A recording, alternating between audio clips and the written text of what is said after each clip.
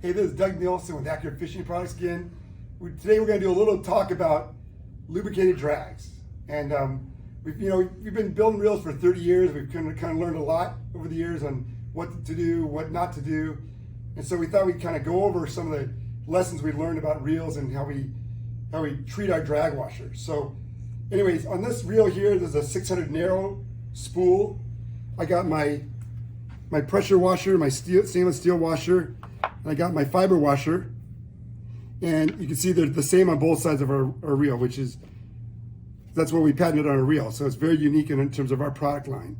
But this washer here, the fiber washer actually goes into a cavity inside the spool, and then the steel washer pushes up against it. Kind of sits like this, and this is what actually creates your drag on the reel on both sides.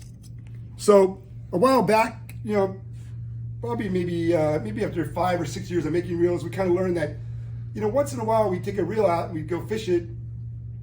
We knew the drag was good before we used it, maybe the last time we fished, and we noticed, the drag's got kind of high-low spots in it, and maybe not as smooth as we thought it was. So we took it apart, looked at it, we found out, hey, maybe a little bit of salt water, maybe not that much, got inside the reel, and inside the fiber washer was kind of impregnated with salt and some old water that had been there, but maybe evaporated, but left the salt behind, and then the kind of high spots were in the drag washer.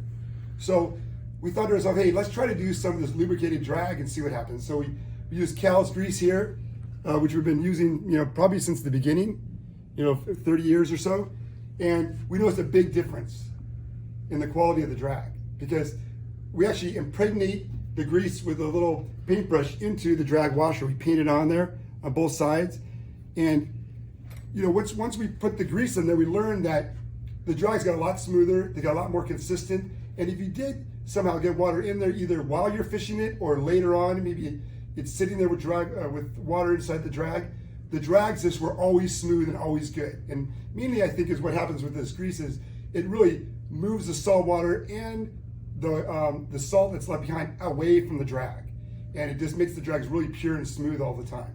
So it really increases the smoothness of your drag, which we all know that's the name of the game for fishing reels. So, and then it also protects the spool because it's always inside the spool with this grease. So it really keeps everything kind of really protected and really keeps the overall system really strong and ready to go every time you fish. So this is kind of the history of the drag. I think there's a lot to be said about it. There's been we said a lot of history we have on these reels with this type of grease on there. So take a look at it. If you guys have any questions about it, go on our website or send us an email if you have any questions, and get out there and fish hard, fish accurate.